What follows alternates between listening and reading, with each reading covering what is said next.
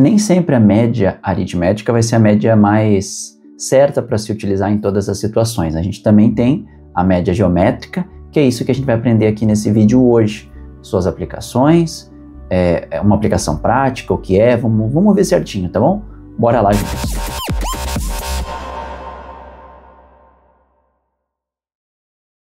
A primeira questão que eu gosto de fazer aqui é a gente definir média geométrica. Então eu coloquei ali uma definição do lado que a gente pode dizer que a média geométrica é a raiz enésima do produto de n números. Então o que é a raiz enésima? Então a gente tem a raiz que tem a raiz n. N é quanto? É o número de elementos que a gente está tentando tirar essa média geométrica. Então se a gente tiver 3 elementos, a gente vai ter o n3. Se a gente tiver 5, o n vai ser 5. Então imagina que a gente tenha 3 elementos, a gente tem o n como 3 e o x1, x2, x3 são os 3 elementos que a gente está tentando tirar a nossa média. Então vamos tomar um exemplo de 3 números, 4, 3 e 2. Qual que seria ou qual que é a média geométrica? A média geométrica então é a raiz cúbica, porque a gente tem 3 elementos, de 4 vezes 3 vezes 2. 4 vezes 3 vezes 2 dá 24. A raiz cúbica de 24 é aproximadamente 2,884. Se vocês pegarem e colocarem isso na calculadora, vocês conseguem perceber que 2,884 vezes 2,884 vezes 2,884, que é a definição, né, da raiz cúbica, é 3 vezes multiplicado esse número, ele vai dar aproximadamente 24. Essa é a definição de média geométrica e a sua aplicação. Então o que nós temos? A vantagem, né, que nós temos em relação à média aritmética é que ele diminui a distorção quando a gente tem algum elemento muito fora desses elementos médios que nós temos. Então essa é uma aplicação. Então vamos para mais uma aplicação prática na parte financeira, daí vocês conseguem entender um pouquinho melhor.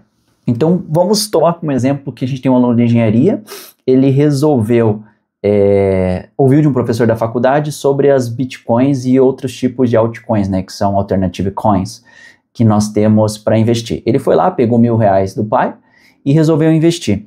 Então ele resolve comprar R$1.000 em uma altcoin qualquer e no primeiro mês ele vê que tem uma valorização de 20%, só que no segundo mês, por ser muito volátil esse investimento, ele tem uma desvalorização de mais 20%.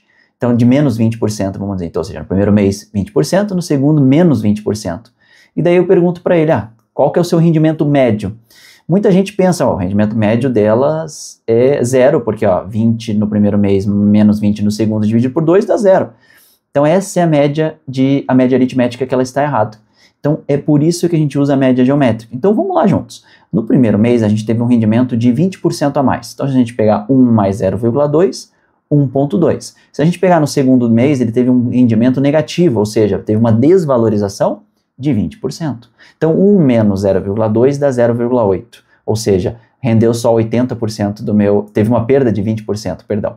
Então, a média geométrica que é definida ali como a raiz enésima de n termos, então a gente pode fazer o seguinte, a multiplicação de n termos, a gente tem 2 elementos, então é a raiz quadrada de 1,2 vezes 0,8.